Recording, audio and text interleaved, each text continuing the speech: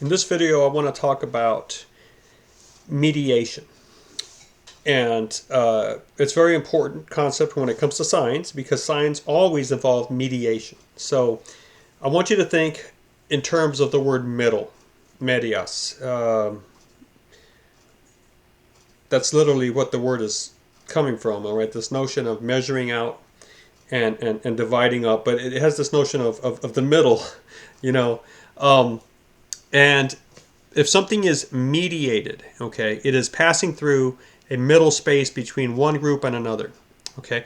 Now, if you want to think about this in human terms, if you have a mediator, right, then this person is moving between the space between another person and the person that they're at odds with, in opposition with. So mediation, is this shuttling back and forth between two people by a third person, a mediator.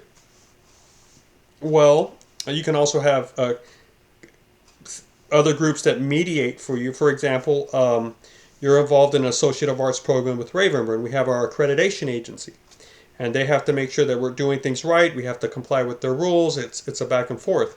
And if we have an issue with the accreditation agency or they with us, and we can't resolve it, we have mediation to our recognition agency. And that's a third agency that is recognizing the accreditation agency as such an agency and can serve as a mediator between the faculty groups and the accreditation agency.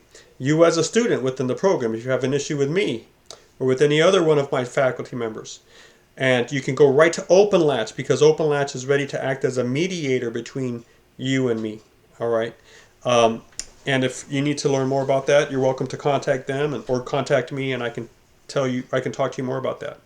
But when it comes to science, all right, science always operate in that middle space.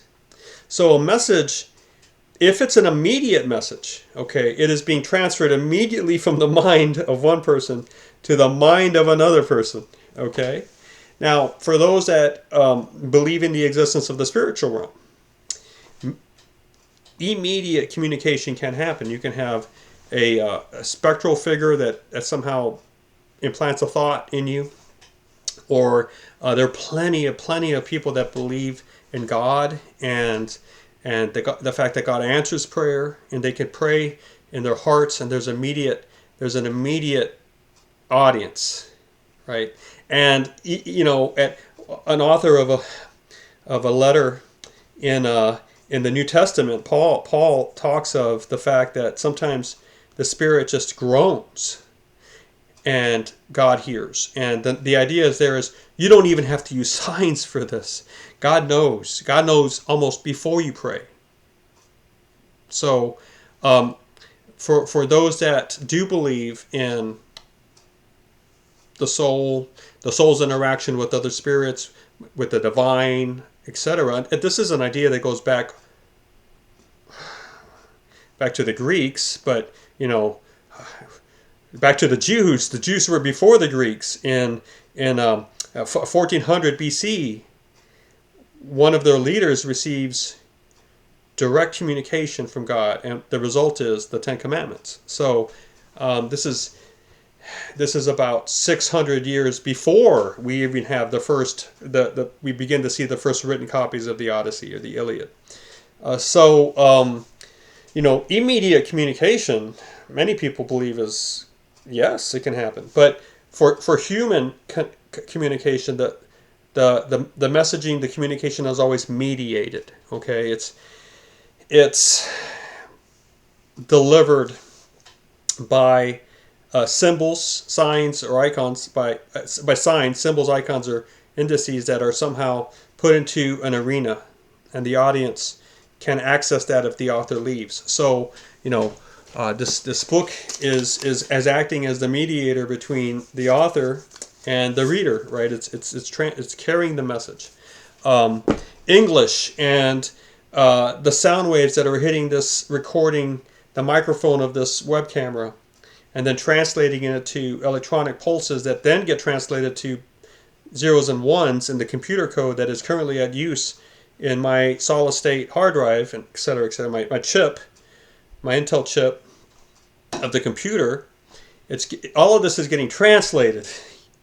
It's many multiple steps of mediation here, and yet it seems so spontaneous. It seems so live. Correct? Like when you actually have a phone call with someone on the phone, it sounds like you're talking to the real person on the other end. You're talking to the speaker of your phone, and you're getting the sound.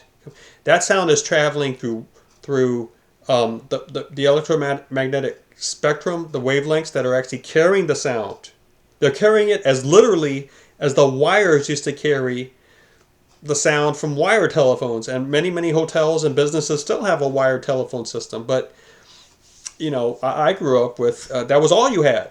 Telephones with wires. And those pulses were being carried over the wire, delivered to the speaker, translated into a pulsating speaker disc that moved the air so that I could get it moved into my eardrum, and then my head could understand it.